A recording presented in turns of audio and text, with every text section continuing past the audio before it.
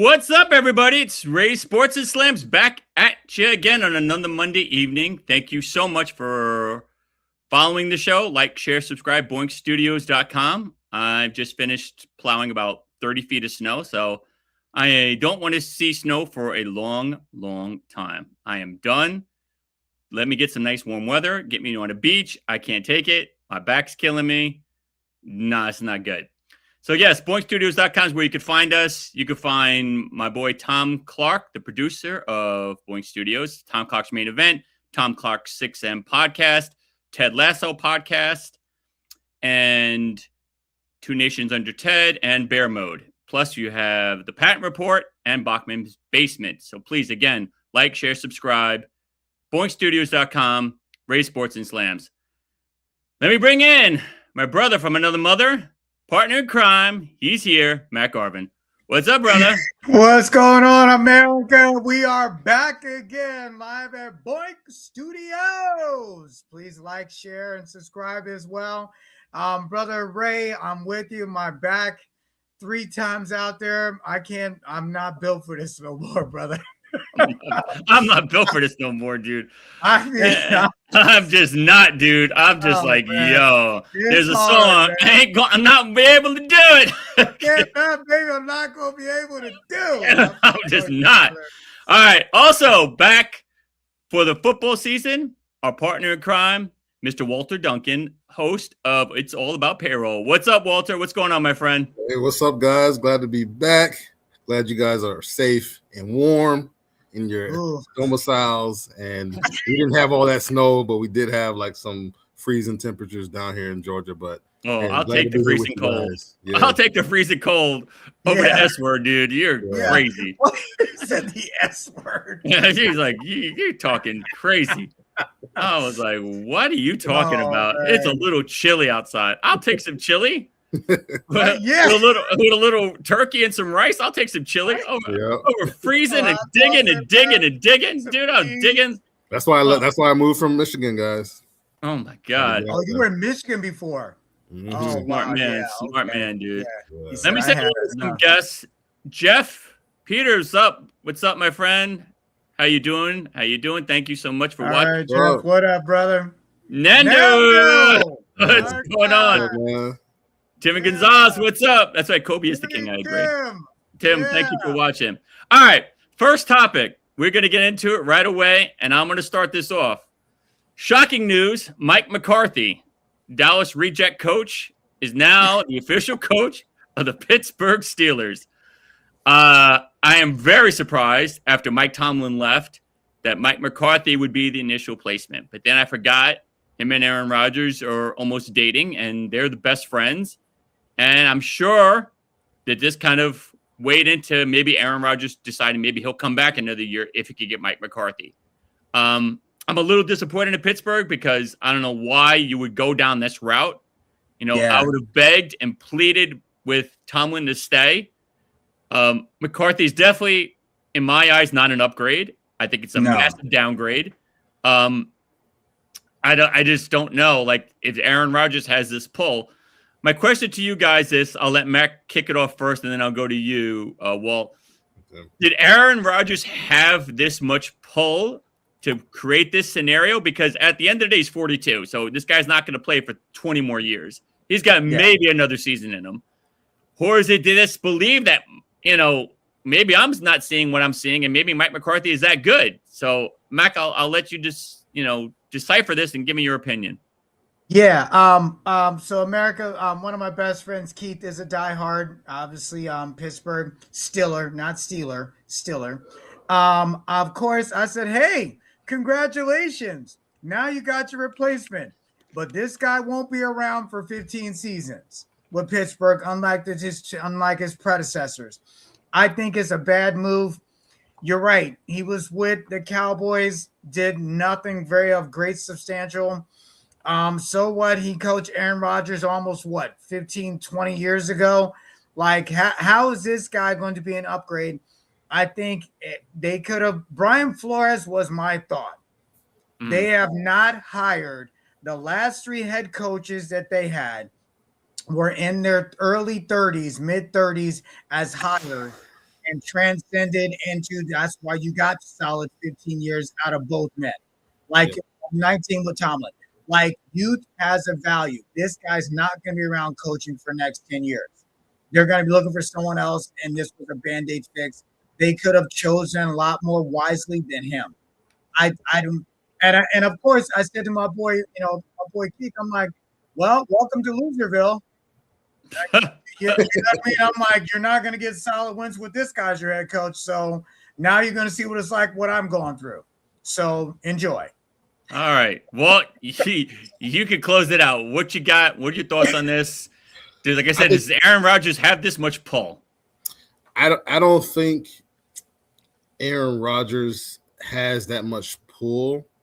I think it was probably more so the ownership that did it, right? Because everybody, when I was looking at the news and all the pundits talk about this, everybody was saying that Mike McCarthy is like a quarterback whisperer, right? So I'm like, okay, why is he being brought in? So the guy behind, I know Pittsburgh drafted a quarterback, right? Yeah. And so last year. So maybe it's for that guy whose name I don't even know right now. You know what I'm saying? Like, I think that might be the case here. We're not even sure if Aaron Rodgers is gonna come back. Yeah. So that's why I think it might not have been necessarily Aaron Rodgers.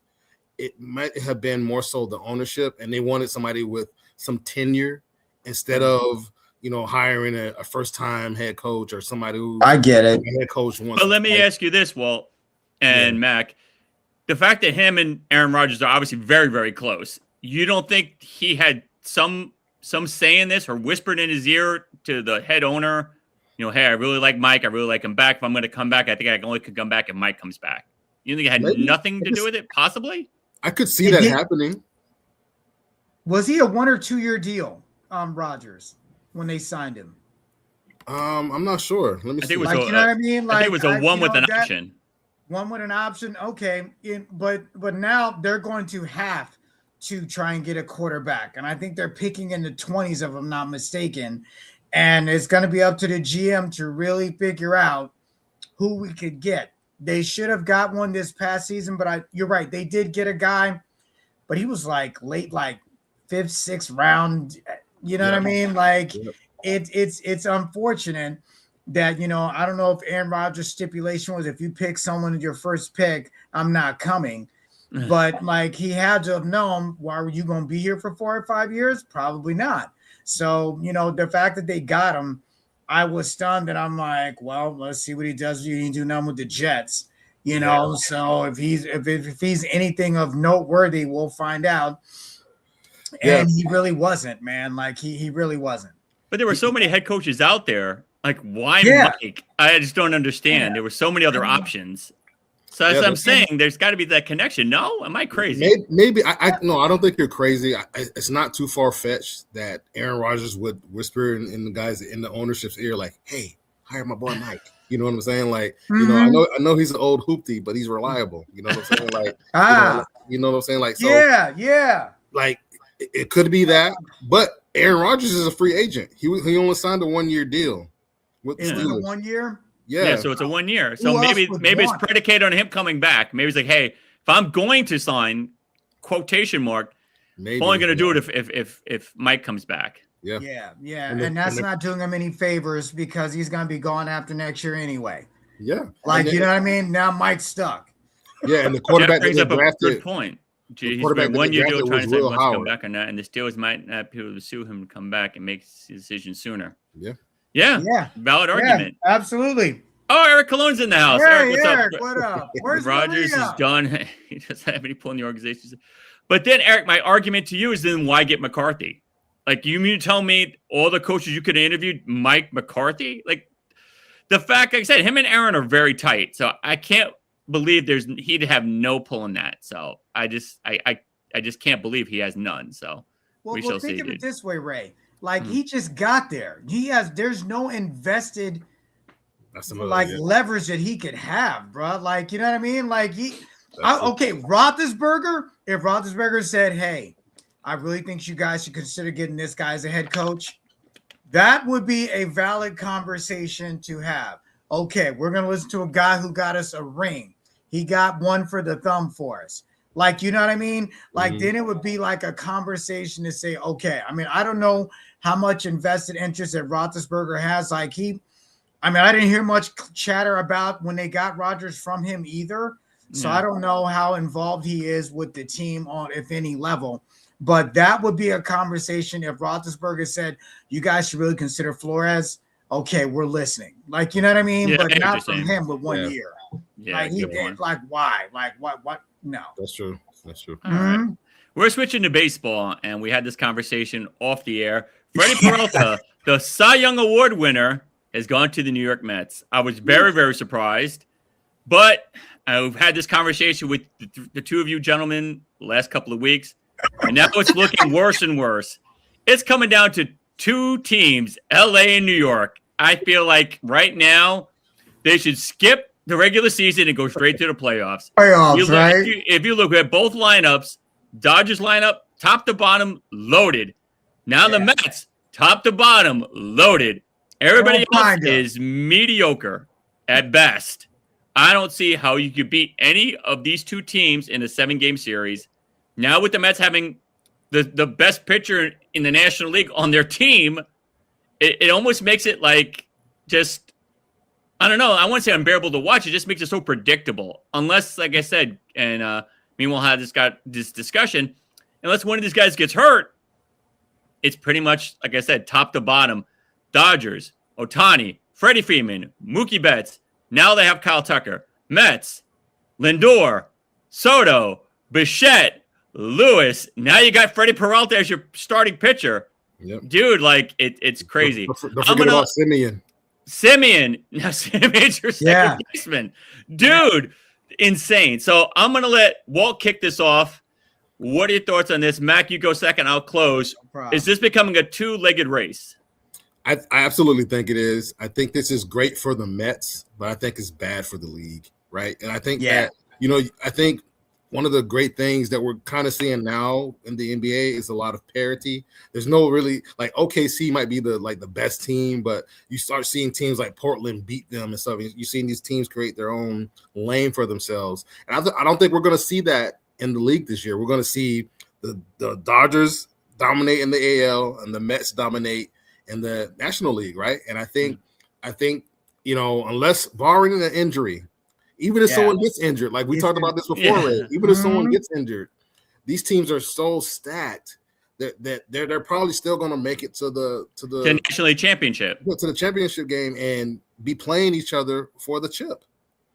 So I look, it's great for the Mets. Like I said, I think it's bad for the league. All right, Mac, what you got? You know what?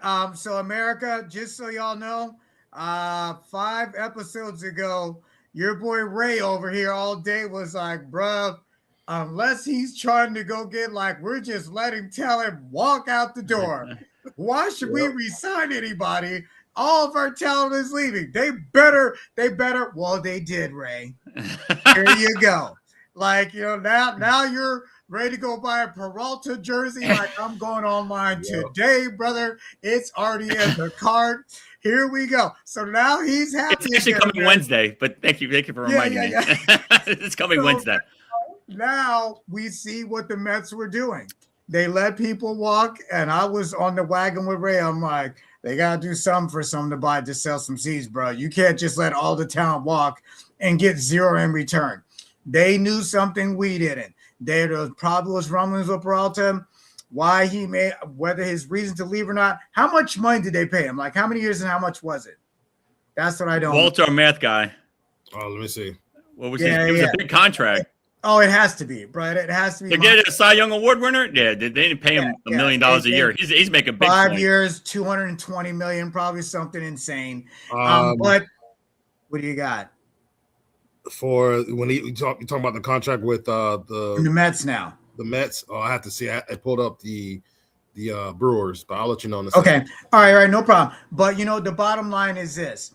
I think all can agree. I think we touched on this last week. Mm-hmm. There's probably going to be lockout. They have to have a salary cap, bro. This is because it's the same thing with the NBA. they're facing the same situation. There's got to be some way that the Colorado Rockies can be competitive, the Florida Marlins can be competitive to try and have some opportunity to sell tickets. Like the Mets are going to sell tickets. It's New York. The Dodgers, they're the champs. They got the money. But we have talked about this before, just like the Yankees in the 90s, 2000s. Let's just pay everybody. Well, they can and you can't, so oh well. So I don't know, man. It's going to be insane. But, I mean, it's a good pickup for the Mets. And Ray is happy now. He can sleep better now. Y'all. Yes, he can. Hey, look, you guys. His contract came over. His final year with the Brewers came over. He signed a 5-year, $15.5 million deal in 2020. So his salary this year is $8 million. Wow. Okay, and so that's why they could get him then. So they got him $8 million, and then they're going to pay him another $20-30 million per year when he signs a big contract. All right, I hear what you're saying. But dude, he's getting paid. Fernando, the Mets are winning the World Series next year. I agree with you. There you go. Eric, the Dodgers are still North Stream. The best pitcher in the NL is Paul Stanks. I can't argue with that. Paul is good, but Freddie Peralta won the Cy Young, so I don't understand why you would. I hear what you're saying. I think Paul is a great pitcher, but who won the Cy Young?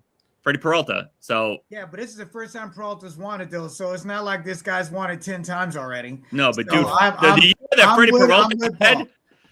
The year that Freddie Peralta had, dude, and I'm sure Walt can agree, dude, he was lights out. You couldn't touch him. Yeah, for a year. Couldn't touch him for a year. All right, we're switching to the NFL. And finally, we got some playoff teams. We got down to 2. The first game, the New England Patriots defeated the Denver Broncos 10-7. I am very, very sad because I'm not a Patriots fan. I'm a shocked how this game went. I have a lot to say, but I am going to let Walt start this off, and then I will kick it, and then Matt can end it. Walt, what do you think of this game? What do you think of all the nuances of the game, and what's your take on the whole game as a whole? Look, I think the better quarterback won the game, right? At the end of the day, like it was a defensive battle back and forth. Both defenses played out of their minds. Absolutely. And for me, if Bo Nix would have been in this game, I think we would be having a different story. We would be talking about a different team right now going to the Super Bowl because Bo Nix was injured. Now, with that said, Jarrett Stidham, he played a good game. He managed the game. I don't know if he even threw an interception or not. I can't remember. He did, bro. He did? Yeah, at the end of the game, bro. That's what it was. Okay, end of the game. And so, look, I think I put this more on Sean Payton and the questionable calls that he made, right? Yes. Game, right? We talked about this before, right, Ray? And if you go for that kick, instead of trying to go forward on 4th and 1 or 4th and 2. 5 or whatever it was? Yeah. Something like that. Just kick that 30-yard field goal. Have 10 points on the board.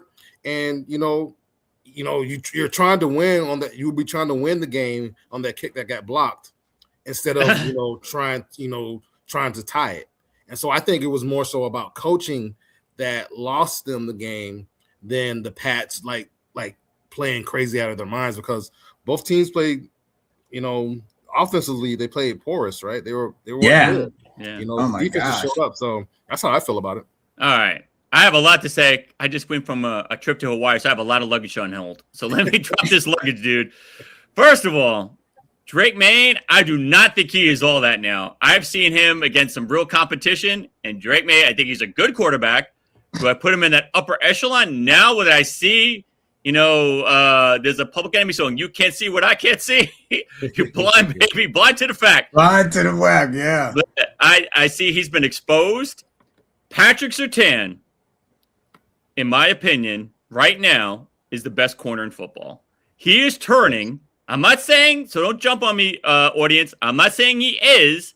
He is turning into a Deion Sanders shutdown corner. Patrick Surtain is the truth. Patrick Surtain is nasty. They only can throw to one side of the field. Dude, you can't throw anywhere near him. And they were talking about it in the game, dude. Patrick Surtain, there's a reason why he went in the first round. I think he was, 4th or 5th pick. dude, he is nasty. He is a nasty corner, dude. I am a big fan. Denver, 4th and 5, Mac, you said? Why are you going for this with Jason Stidham playing quarterback? Why are you not kicking that field goal, dude? What are you doing? Peyton is an all-time great coach. I don't know what you thought. You thought Tom Brady was behind the center. Maybe you thought Joe Montana or Troy Aikman was behind center. No, it was Stidham down. And horrible mistake. Could have kicked that field goal. Goes into overtime. You never know what's going to happen. So congrats to the Pats. But, I'm going to piggyback on Walt. I think Denver lost. I don't think the Patriots won. Mac, you're the Mariano Rivera. Close it out, brother. Yeah, I'm going to close out and saying I agree with both of you. You are 100% right. Why would you not try to get points? But I understand from the standpoint of him trying to score a touchdown. But you're right. You got to keep in mind who you got under center. Bo Nix probably may have completed that as a pass. We'll never know. But you're right. Sit him down. Like, it was a very, very bad. And, I mean, listen, let's keep in mind, too. This kind of turned into the fog bowl with, like, the Eagles back in the 70s or 80s, that game where there's so much fog you couldn't even see your hands. This turned into a very misty, bad situation weather-wise. But you got to play because you have to play. I do believe you're right, Ray, with Drake. Now that I see this guy, like, they won the game, but his coach relied on their defense to get him out of the game. Like, I thought they should have gone for it, but they kicked the ball to him where it was 10-7. And, the coach is like, our defense is going to hold them. They're going to stop them. And they did. Interception, game over. It was the last play for him. And, Stidham was who we thought he was. Some dude who hadn't played for 2 years is trying to touch the ball. And my man Stephen A. was like, y'all better win this daggone game. If y'all lose this game, you're supposed to win the game. And at one point, it didn't look like they were going to win. It didn't look like it. Like the beginning of the game, I'm like, yo, this dude Stidham looks good. But that's when I had to go back out and shovel. And I came back in the house, and it was still tight. Yeah, we were having a conversation about this. Yeah, I'm like, this should be a blown-out game. Why is this game close? Exactly. Fourth quarter, why is this close for no reason? So, it was a bad win for him. I mean, they won, but it was not a convincing win. Yep. All right, Jeff Peters says Peyton should have gone for the field goal. I agree. Yep. We all will. Everyone's got to shoot. And read this comment. When coaches plan for the Broncos, they make plays to avoid Patrick Surtain. I just brought this up, but Walt and Mac, how real is Patrick Surtain? Oh, he's the real deal. Real deal. I think already you can put him up there with Dion, Revis. You know how Revis Island. I think you can put him up there with those type of guys. My brain hurts with Walt's comments and Ray's. There is no way on God's green you guys are putting this guy next to Dion. Okay, Jerome Revis Island, right? But Dion said it. Come on, Walt, listen. And I said he's getting to that stratosphere, dude. Yeah, I'm not saying he's there yet. And Mac, we both said I didn't say he is. I said he's getting there. But he's not even been in the league for 4 years yet. Like, everyone can have a great season. He's going to have a good season. He's been playing, was it 2 years now? 3 years? Yeah, like 3 years. 3 years. 2021. He's been good since he's came into the league. Since he's came into the league, dude. When the teams play against Denver, they say, where's Surtain lining up? We're throwing it on the other side of the field. He has that much power. Look, in 2024, it says he was only targeted 52 times. That's insane, Mac. 52 times. A whole season. But let's not go Dion already. We'll give him Revis Island. Okay. Well, when he wins some chips and when he's a deciding factor from one season to the next, where a team says we need him to win, and then he wins when he goes to the other opposite opposing team, that's where we can put your boy Surtain. You're right, because Dion did play both sides of the ball sometimes too. Yeah, right? He did. Yeah. I think maybe and he went to two teams. He was with the Cowboys. No, he was with the Niners and won. The Cowboys lost. And the next season, the Cowboys like, we need him. They got him, and they won that next season. Listen. You're getting Jeff mad. And coaches are playing to avoid it. It wasn't that good. Jeff, I got to applaud, dude. You know what? He's going to get the first applause of the night. He gets his flowers right now. You know what? I agree with you. 10 is nasty. Don't believe the hype, all right? Okay. We're switching on. The next game, the Seattle Seahawks and Sam Doofus beat the MVP, Matt Stafford, and the Rams 31-27.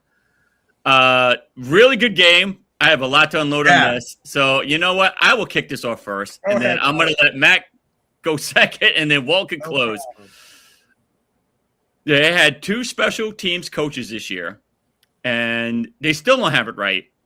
When the ball is kicked and you have the gunner right about to hit you, if you know football, you just back away, let the football go. Worst case scenario, it ends up on the 2-yard line. Who cares? Yeah. But most likely that would have ended up in the end zone. So you ended up on the 25 or the 30, I think now.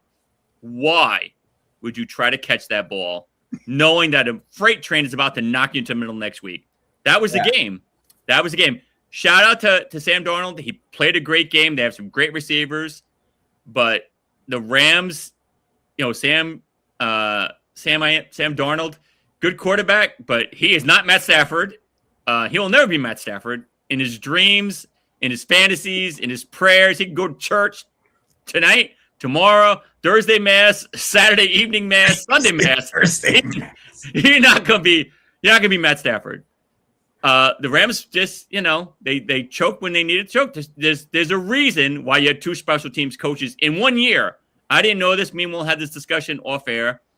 I've never heard of a team having to go through 2 special team coaches in 1 year. So that shows there's a big problem with special teams. And it cost them the game. So at the end of the day, kudos to Seattle. I know Mac is going to talk about this enlightenment thing with the popes. So I'm going to let Mac go. I'm going to throw up now. Go ahead, Mac. Listen, America. First of all, first things first. I was not born in Washington State, but I was raised in Washington State, and I consider that my hometown.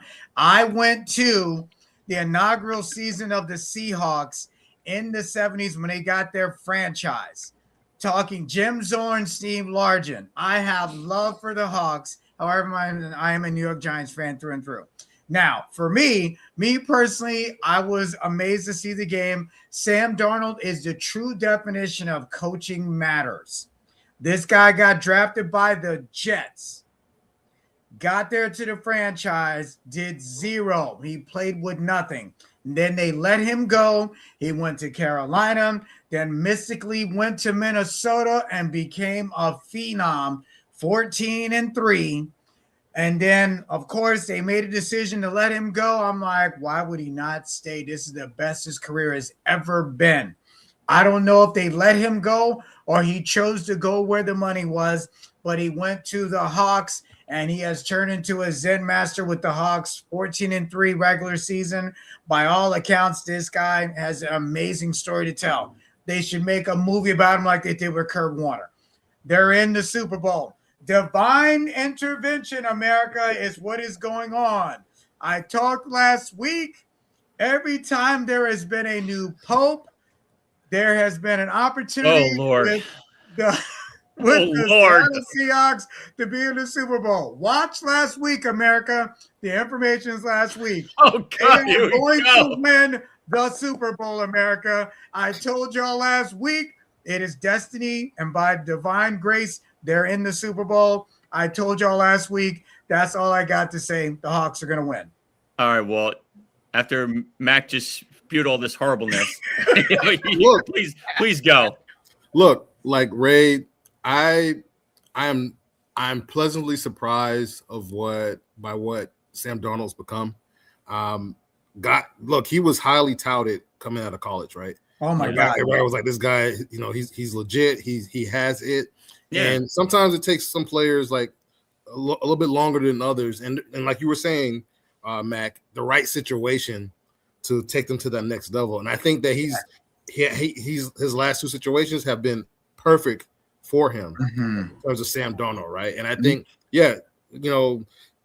Matthew Stafford is elite. His arm talent, like the look away passes and all he does, like he's on a different stratosphere, right? But yes, he is. But Sam Darnold is good enough to lead his team. I think didn't they have the number 1 overall record in the NFC? 14-3. Yeah, I think they did. Right. So that's 2 teams 2 years in a row with the number 1 overall record. You know what I'm saying? And so, like, I think the guy has enough talent, obviously, to keep his teams in the game against teams that seem like they're more stacked. They had Devontae Adams, Puka Nacua, they had all those people, and still, like the way Sam Darnold was playing, man, he competed and he kept his team in the game, and because of him, now they're in the Super Bowl, I think. Yeah. All right, but let me ask you this: everybody's tiptoed around this topic. Special teams, you gotta avoid that catch. Look, that talk about it. Let's talk about it. That guy, he I think he almost muffed 2 catches. He muffed the one, and then he muffed 2 catches. Yeah. He recovered 1. Yes. Earlier in the game, right? And like as soon as I would have saw that, I would have put somebody else back there and say, "Oh, go back there," or just let it go into the end zone every time. Don't even touch it. Don't sit on this seat and keep the bench warm. Yeah, like so. I think that is definitely maybe why the coaching was bad, because they didn't like coach to that stuff. But like, look, mistakes are going to happen in the game, right? It's easy to say like, oh, the Rams, special teams has been their Achilles heel. Seattle hasn't been perfect, all season. You know what I'm saying? So like, yes, that's been their Achilles heel, but they were in the NFC Championship as well with that. Even after all season long having that, right? So, but having one of the best receivers in the league doesn't hurt for Sam I am. Well, listen. Walt said it last week. Walt mentioned it last week. The NFL, not for long. Yeah, that's what it stands for. There was a team that showed up, and Al Pacino, any given Sunday, you can be got.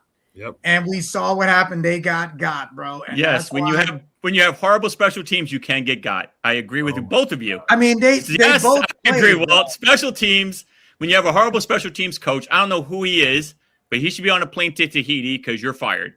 And, I feel sorry. I feel so bad for Devontae Adams. He deserved this ring. But because the special teams coach is a putz and caused them to lose, he will not get his ring. Let's see if he gets fired. Like a lot of people are getting fired. So. This will be the third special teams coach that the Rams will have in 1 year. Yeah. This will be a record. But all right, they got their win. They live in the land of mediocrity, so enjoy their mediocrity team with their mediocrity quarterback. Parity is a part of the game, brother. Like it is what it is. Yep. Nando, Matt Stafford is better than Eli Manning and Drew Brees. That's right. I said it. Whoa. Hold on, Nando. Yes, he is. I agree, Nando. I agree. Hold on. Eli Manning dethroned the best quarterback not once but twice in the Super Bowl when it matters. Matthew Stafford's been there once. Nando, this is the first time I'm going to say to you, you're wrong.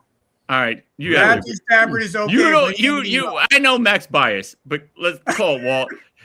Matt Stafford's better than Eli Manning. Arm talent, look, I'm not trying to get on your bad side, Mac, and then Max will be like, I don't want this guy on here anymore. But like, hey, the eye test tells me without a doubt that Matthew Stafford is better than those guys. And 100%. It's not because, I'm trying to hate or anything like that. Eli did just because he's better. I understand. Eli did his thing against Tom Brady. Only he did. Eli can say that. Yes. Right? Mm-hmm. Give him all his flowers for that. Did it twice. He has that. But talent-wise, Matthew Stafford. I agree. Drew Brees has the most yards thrown as a quarterback in history. But I'm going to make you feel good, Mac, because Eric Cologne loves you. He's saying, okay. Free show, man. Thank you, Eric. Oh my God. He's destroyed the Patriots' perfect season. All right. Are you happy Absolutely. now? Did, 18 wins and 1 giant. Oh, and Jeff's on your side too. Haven't married since Eli retired. See, you got 3 people. You're right. We haven't. All right. So you got a couple people on your side, right?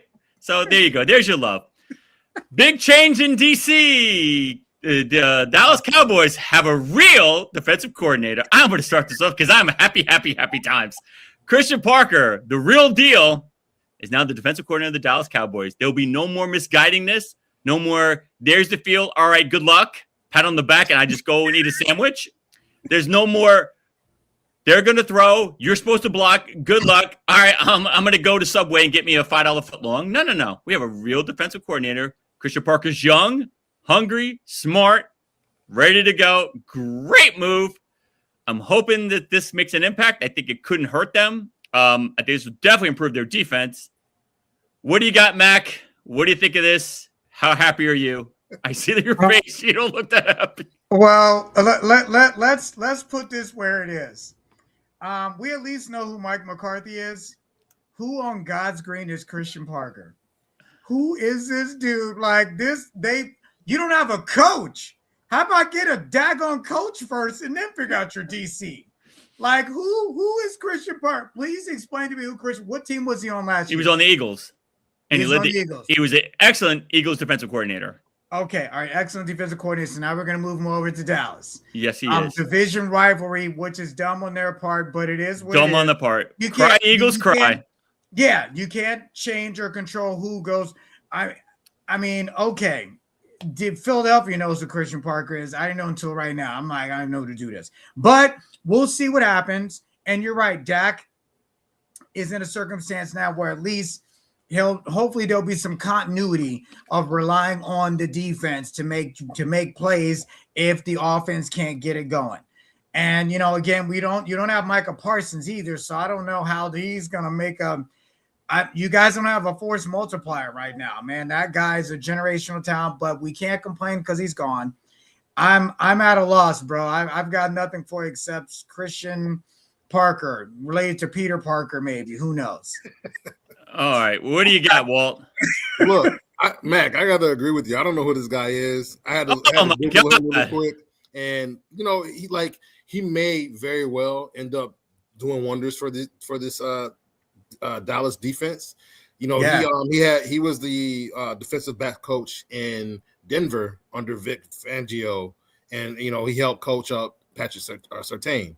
So obviously, you mean the best corner in the league right now? Oh, Patrick. Yeah. So obviously, he may have not Deion Sanders yet either. Maybe close to Revis Island. So, I think he may come in with some new schemes and some fresh ideas and stuff. He served under Vic Fangio, so he probably knows his stuff, right? Obviously, and he's only been on the NFL level for about 6 years now.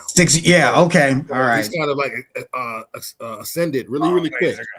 So ascended very quick. Yeah, he's a young coordinator. I think he's the youngest, maybe in the NFL, youngest ever on the team. He's 34 years old, right? Okay, to become a DC.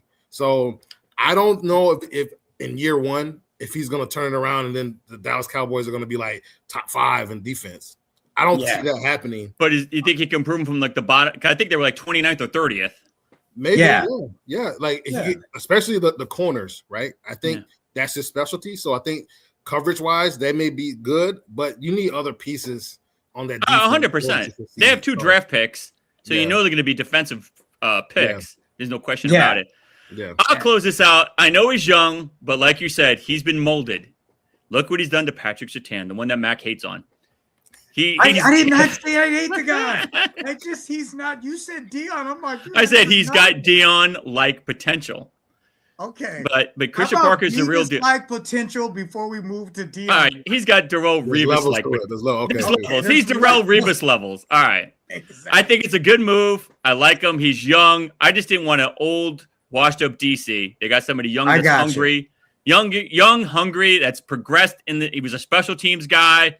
He was defensive coordinator assistant. Now he's moved up in the rankings. Now he's an official DC. So, hey, if he does a good job, maybe down the road he could be a head coach somewhere. So I give love where it deserves. All right. Okay. We're switching to the hoop. And today, unfortunately, is the anniversary of the death of the great Kobe Bean Bryant. It's been 6 years since him and his beautiful daughter passed, along with several other passengers on that plane. My thoughts and prayers with those families again. For those who don't know, if you live under the rock, Kobe Bryant is probably my favorite player of all time. It's sad. He meant a lot for the Lakers. One of the greatest players of all time. I'm not going to call him the GOAT, even though in my opinion he is. It's sad. I sometimes still can't believe he's actually gone, but what are your memories and what are your thoughts of Kobe, Mack? And what do you think of this day? And then obviously, Walt, I'll let you go. I think in basketball allure, this happens to be, we all know what we were doing when we found out. Like you know what I'm saying? Like the Twin Towers. Everyone knows on that day what happened on national TV. Everyone can say, "Oh man, I remember like yesterday." Like everyone, you know what I mean? I think in basketball lore, it has this kind of monumentalness on for the wrong reason. Just an FYI, 2 days ago was the game he played 81 points also too. Yep. It just so happens. I think it was like 2 days ago, if I'm not mistaken, was the anniversary of that.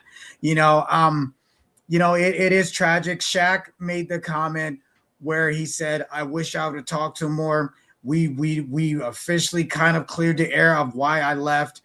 You know what I mean? And his thought was like, everyone accounts where they were as far as an NBA player. It is tragic to see someone leave so soon.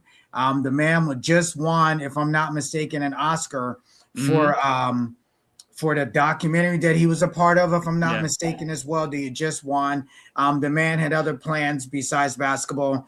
And listen, when you lose any child before you as a parent, this is what I've been told. It is the worst experience whatsoever to lose a child before you as a parent. So I grieve for the loss for the mom. I mean, we found out a lot of the bad part of his life with his parents, of what was going on with him, unfortunately, due to this. I hope his parents have at least mended some bridges with the mother, Miss Bryant, to have a better relationship with their other grandkids. Kobe wasn't, I think wasn't he an only child? Did he have siblings? I think he was the only child. No, he might have only had a child. brother. Maybe as a brother. I'm not sure. Okay, all right. I thought he was an only child. So these are grandparents, of his mom and dad that need to have a relationship with their grandkids. You know what I mean?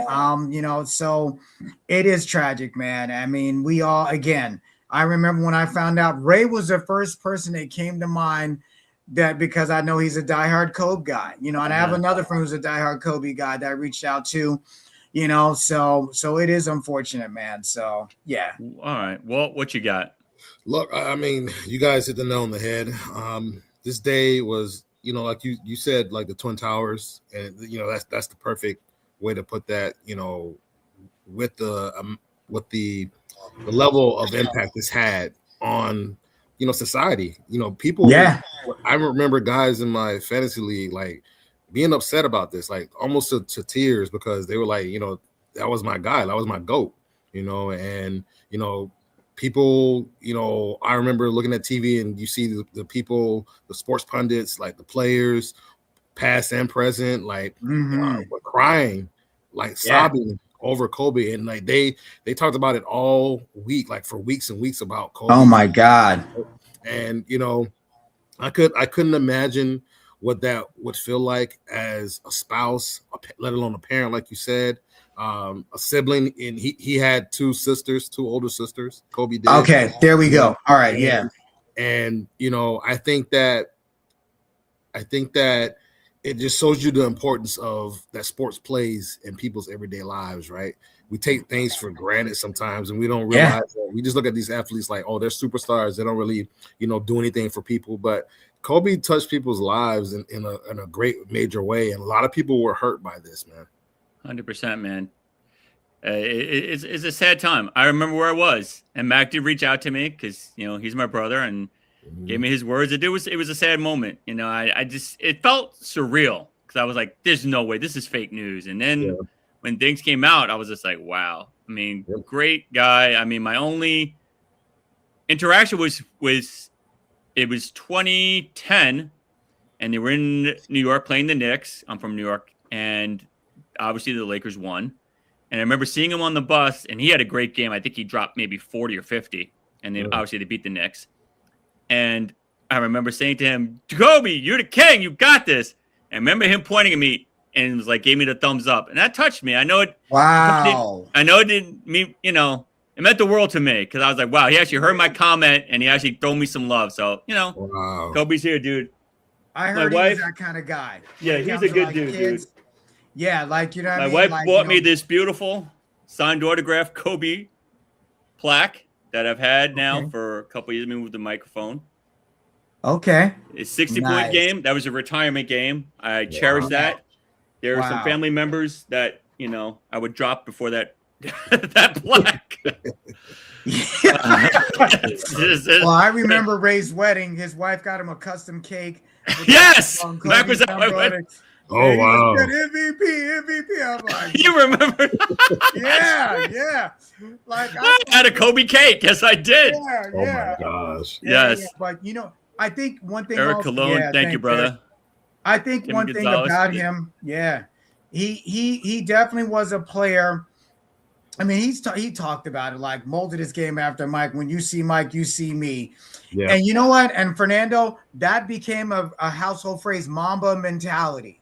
Yes, it has. Like his name became synonymous as an acronym. Like, I mean, he's got Mamba, like, you know what I mean? Kobe-esque, that became a like, thing. It is like, that's part of the culture. I'm sure we all remember when we were young, we were shooting Kobe. Yep, Kobe. That was the thing. Yeah, man. All right, on a crazy note, we're switching gears. And the craziest news, and we just had this discussion last week. Jimmy Butler has torn his ACL. He is done for the year. Jonathan Kuminga was crying and being a baby, wanting that spot. He's injured. There you go. He can't play. Dude, I don't know what's going to happen to Golden State, but from my eyes, the season is a wrap. I'll start it first. I love Jimmy Butler. I think Jimmy Buckets is a beast. Jonathan Kuminga, I don't know if you put a voodoo curse on Jimmy Butler, but he tore his ACL, and you probably were like, this is my chance. I'm going to be the starting forward. Nope, you bruised your knee. You're out for a couple more games. Do the Golden State Warriors give Kuminga a shot to start, or is there any possibility they could trade for anybody to replace Jimmy Buckets? I say, I'm going to go on a limb and say something crazy. I believe they're actually going to give Kuminga a shot and let him start. I don't know what kind of damage he's going to do as your starting forward, but maybe the stars and the planets are aligned. And injuries is some of the other players' benefits, part of the game. I'm going to let Walt go first, and Matt could be the Rivera. What do you think of this tragic incident to Jimmy Buckets, and what do you think it's going to mean to Big Baby Kuminga? Look, I think it's very unfortunate. I'm a Miami Heat fan, and I was upset when Jimmy got traded. I thought he was like, the heart and soul of that Miami Heat team. He plays with a lot of passion, plays with a lot of poise and stuff, and he's been that guy, for so long. So when he went down, I automatically assumed that Kuminga was going to step in.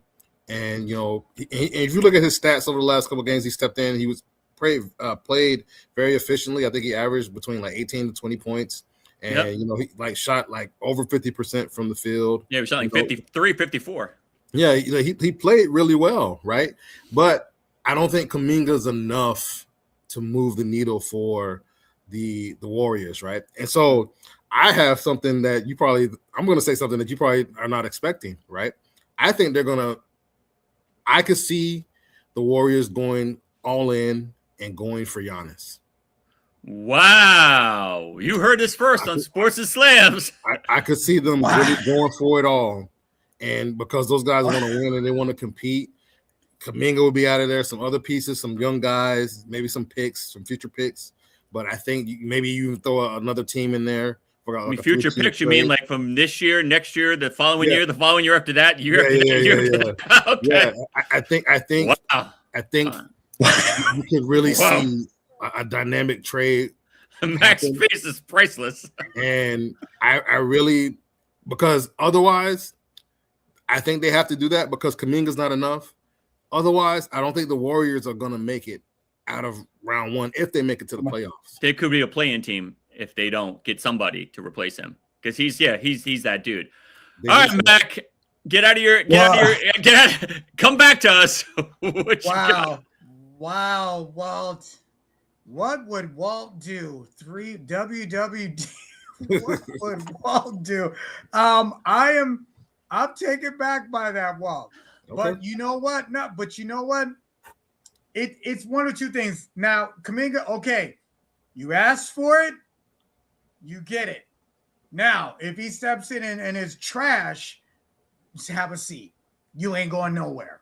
But if he balls, the trade, here's the problem. The trade deadline is next week. Yep. So you know what I'm saying? So it's unfortunate what happened to Butler, but they still had to pay him. Like, you know what I'm saying? Jimmy Butler just got there this year. So I can see, I mean, he forced his way out. Like he said, I'm not happy. I don't care if you're not happy or not. Your contract says you're going to be happy enough to stay here, but they moved him. Like, you know what I'm saying? And they got him. And I was like, okay, good for the Warriors. They still got some things intact. Now, the reality is this. We know Giannis is going somewhere. When the fans are booing and you as a player are responding to them and booing back to the fans, it is time to go. There is no way I can see Giannis staying when he's flat out saying the players aren't giving 100%, blah, blah, blah, blah, blah, blah. And the fact that the fans are booing. So now the fans are okay with him leaving. Now, unlike other teams, like when Dallas happened with your boy, Luka Zembic, when he left, they were all shocked, and he was too. He didn't know he was leaving. But when the fans are upset that you're gone, and now they're yelling at the team, like, why would you do that? But in this case, their last home game, the fans were booing at him, and he booed them also, which is rare because this man brought y'all a championship. Yeah. Like, I can see if they didn't win one. He brought y'all a championship, and he was the toast of the town. That guy didn't have to pay for dinners or meals the rest of the year. Like, you know what I'm saying? Like, but I think is it possible? It would just take a lot, bro. Like, but he's going somewhere. I don't think he's going to go to the Wizards. Oh, you know what I'm saying? You never know. He's not going to go to a team that ain't doing nothing for the next 5 years. But I think Giannis wants to go to a contender also too. I don't think like he probably told him I got one or two that I'm cool with sending me to. However, I mean, Milwaukee will make a decision either way. They're going to get what they can get for the most for him because he's that kind of talent. Like we're talking first round, second round picks and 2 or 3 players to get him. Yep. So I think it's far-fetched. But wow, Walt, my eyebrows is like, wow, my mind is blown. You said that, bro. I'm like, wow. All right. I'm going to be the Rivera here. I think they're going to have to trade because I don't think Kuminga's that guy. He's played when Jimmy was out, when Jimmy had the injury. And like you said, he was averaging, I think, 18, shooting 50%, 53, 54%. He's playing good, not all-star, top-notch good, but enough where he was doing his thing. So he cannot be the guy. I don't know what you're going to have to trade to get Giannis. You're going to have to trade half the team. So I don't see how they can make that trade unless you're willing to just forego your next 10 years future and give up every pick you have. Yeah. It's going to take a lot. You're going to have to throw add a couple more teams to the trade, do a 3 or 4 year trade. Yeah, do a 3. Yeah. 3-man swap. All right. But on the second part of this, Giannis is going to be out 4 to 7 weeks. So he hurt his knee. So now the value of Giannis is going down because people are saying he's fragile. He's turning into the younger version of Anthony Davis. People are getting nervous. So how much value does Giannis really have? Because I love Giannis, but he's turning into that. You know, if he sneezes the wrong way, he's getting hurt. He's turning into that. I'm not saying he is. He's turning into that. He's like Giannis Davis soon. So I'm getting a little nervous. He's turning into a little bit of Giannis Davis. I'm going to start this off. Milwaukee's in a lot of trouble. I don't know what you're going to do with Giannis gone. The team is already bad. This is going to make them worse. I don't know the trade value Giannis is going to have because, like I said, he's becoming – I'm not saying he's permanently or will be. He's becoming very injury prone. And if you're an owner, if you're a team, you don't want a guy that's injury prone. Like Anthony Davis wants to leave Dallas. Who wants Anthony Davis right now? Yeah. The guy gets hurt. He gets a paper cut. He's out for 3 weeks. Yeah. So, Mac, I'm going to let you go and Walt can close this out. What does this whole mean for Giannis, him being gone, him being traded? Do you see how this folds out at the end? Well, listen, I think, well, first of all, Giannis does have value. The man's 31. He's in his prime. It's not like this dude is 36, unlike our other friend with the Warriors right now who wants more. But I think it's a situation where 4 to 7 weeks, you know, at least it's not ACL. He'll be back before the end of the season. But if he goes to a team and sitting on the bench because he's injured, who wants that also too? You want a player who can contribute to you right now. And I think that could be the circumstance that he got hurt. What value would he have by going to another team and sitting on a bench? They want someone who can play right now. But again, it's temporary. It's not a permanent injury. It's not ACL season ending.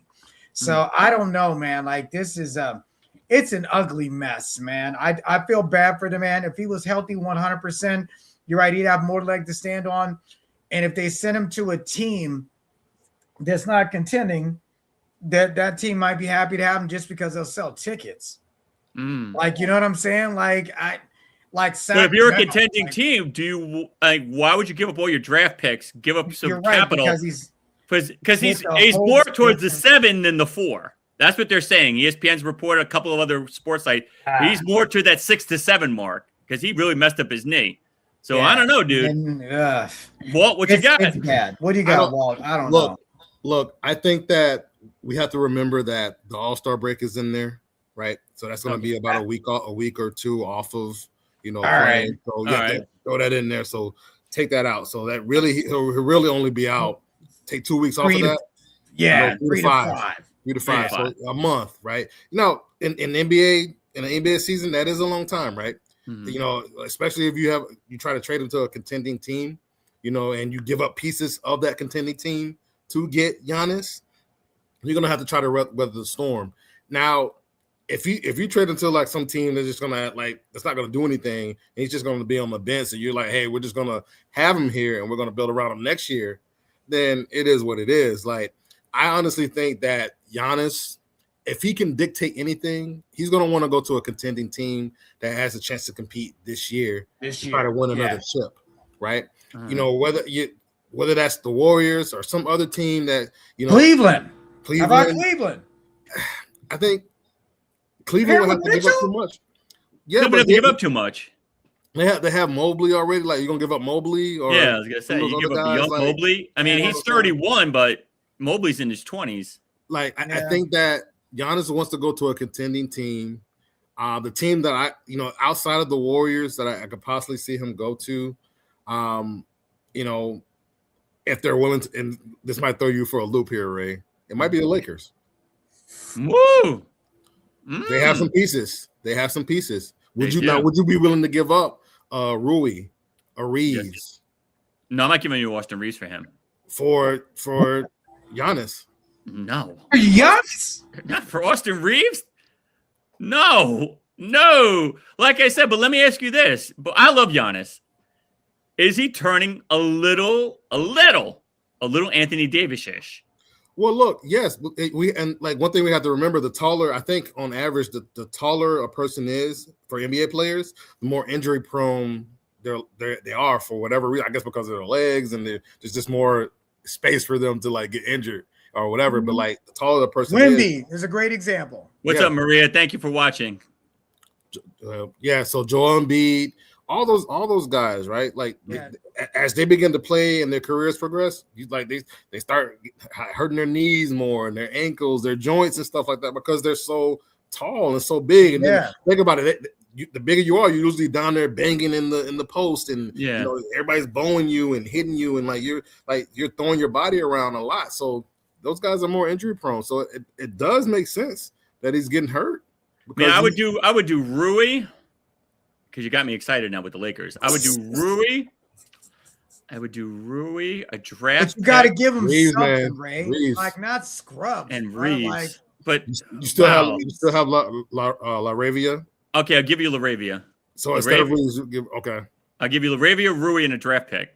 I don't think Austin Reeves, dude. Austin Reeves is Austin Reeves, dude. He's the I know, Kobe. but they're gonna want a king's ransom for him, though. That's the problem. All right, I'm switching this topic.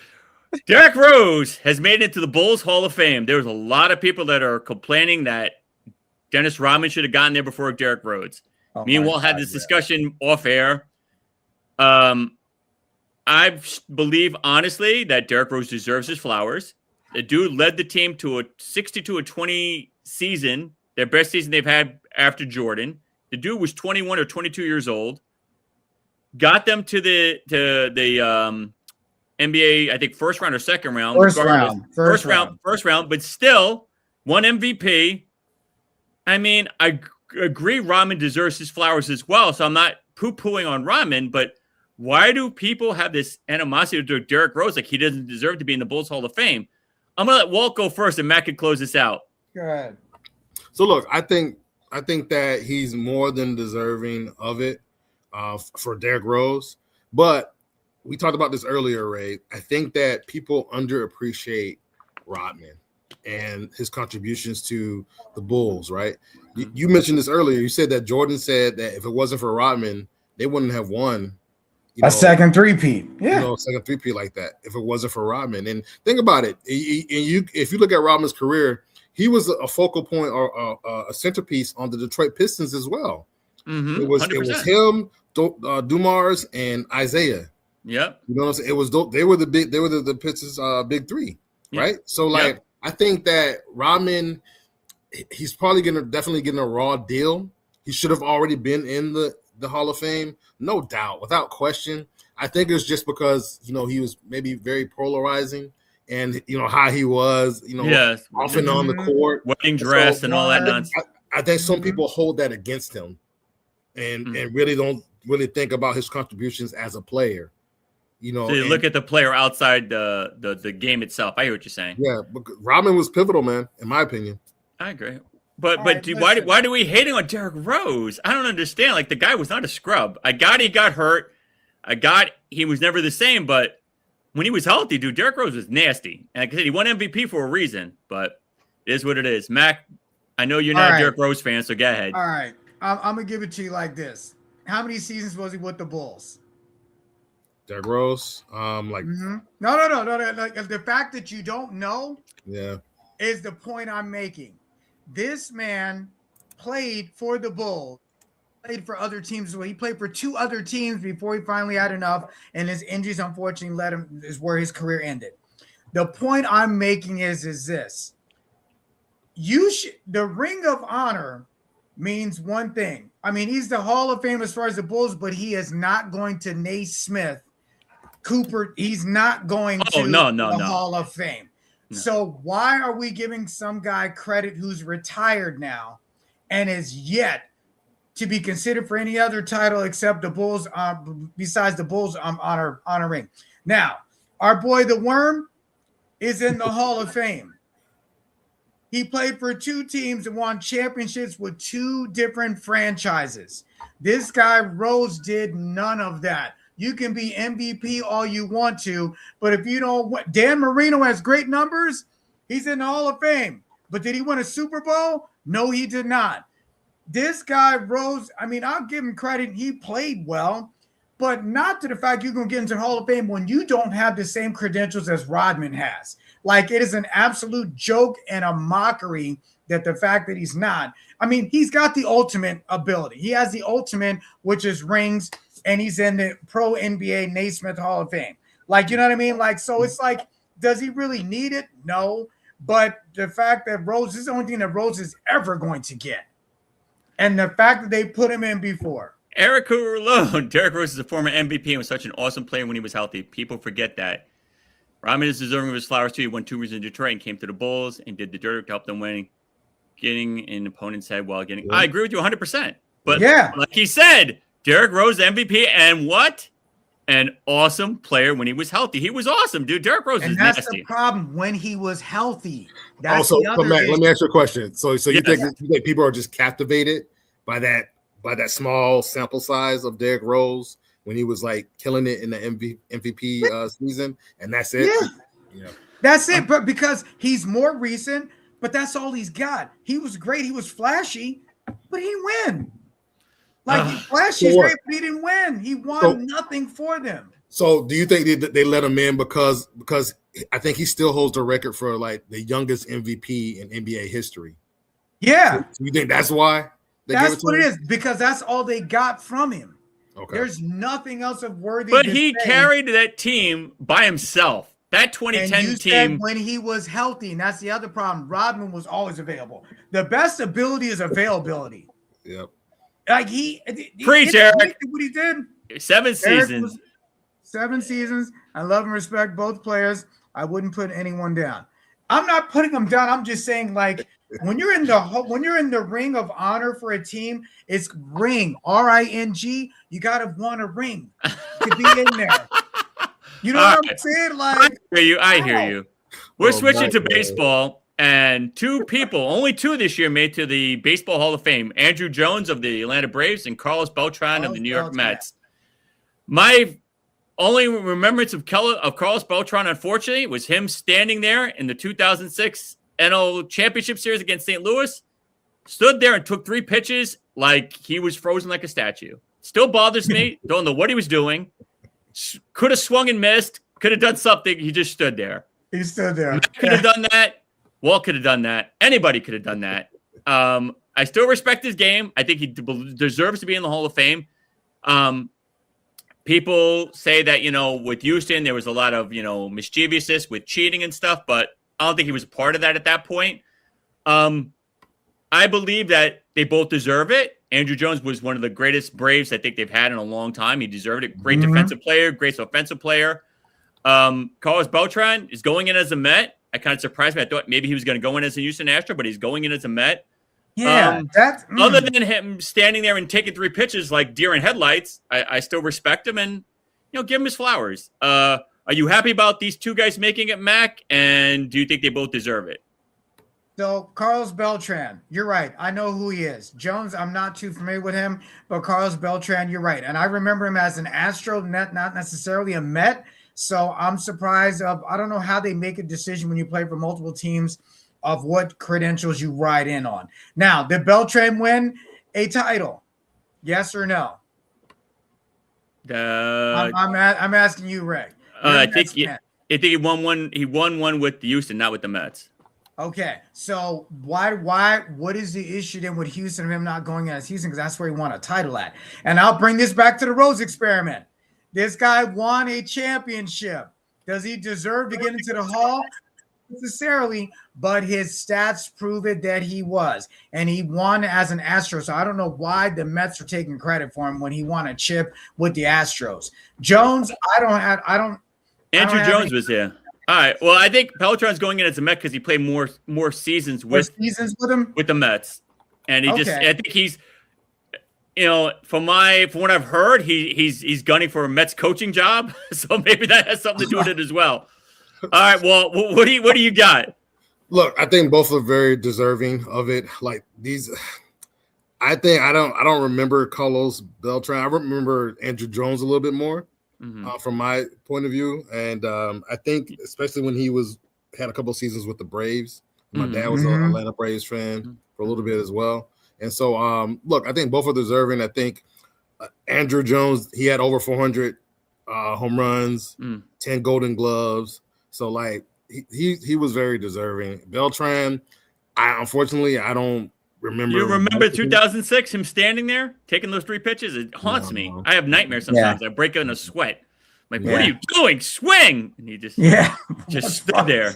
3 straight fastballs. Just stood there and just like, oh, that's a nice fastball. Oh, that's another nice fastball. Oh, that's a nice. Oh, I'm out. Oh, wow. It was like, oh, that's nice. Oh, that's nice. Oh, that's nice too. I was like, what are you doing? But beyond that, do you have any other fond memories of him beyond that? I remember him making some great catches and getting them to win the division. 2006 Mets won the division. They got to the championship series, so he did a lot. But unfortunately, like I said, I just can't get that image out of my mind. Like I would have been so much happier if he just struck out. And it is what it is, dude. Eric says Andrew Jones was such an awesome player. I remember when he was a rookie in the World Series against the Yankees and Mel Bertrand when he came with the Royals. Yeah, Andrew Jones' Gold Glove. He deserves his flowers. Yep. All right, the last topic of the night, and I don't know if Mac follows it as much as me and Walt do, but I'm sure he'll have some input. Big fight in Madison Square Garden this Saturday as Timo Lopez defends his light welterweight title against Shakur Stevenson. Some people are saying, so calm down, Mac, are saying Shakur Stevens is the greatest defensive boxer since Floyd Mayweather.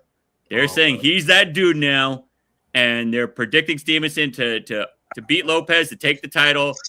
They're putting all their money on this guy. They're making Stevenson into the next cash cow. The next cash cow. They're making him this dude. I'll start this off. Go ahead. I'm going to start this off. I think Shakur Stevenson is going to beat him. I don't think he was going to knock him out. I don't think Stevenson has knockout power. Yeah, I was going to say he's great defensive boxer. I think it's blasphemy to put him in Floyd Mayweather's breath, but people are saying it, so it is what it is. The boxing experts are saying that he has that, so I'll let them say what they have to say. They know more about the sport than I do. Timo Lopez is a great fighter.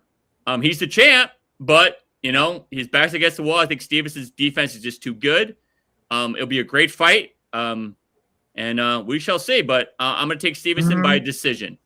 All right, Mac, what you got? I don't think he's going to knock him out. I don't think he can knock him out. Yeah, I don't think he could surprise me. Yeah. He's not necessarily a southpaw either, which can be. I mean, okay. So here's my thoughts. I think Stevenson is going to win, and you're right. A decision, I think, is going to be the case because he is not known for knockout ability. I think he's only in his record at this point has like 5 or 6 knockouts. Others have been all decisions, but unanimous, mind you, too. So I don't know if Stevenson, if they're barking like the next coming of Floyd, they got to pick somebody. Yeah. Like, you know what I'm saying? Like, it can't just be average Joe Smith. They got to bring some kind of noise to help this guy. I mean, he's undefeated. He's undefeated. Yeah, to help his numbers as far as like revenue generating to attract people to watch. Yeah. Like, and for those who don't live in New York, I know Mac knows this area pretty well because he's from the tri-state. He's not fighting in the small arena. He's fighting in the big garden where the Knicks play. Yeah, exactly. Madison Square Garden is prime time. He's not in the theater. He's fighting in the garden. In the garden, yeah. So he's got some. He's got what's called the cachet right now. He's got the ring and buzz. Of course, they want to find the next heir apparent to Mayweather.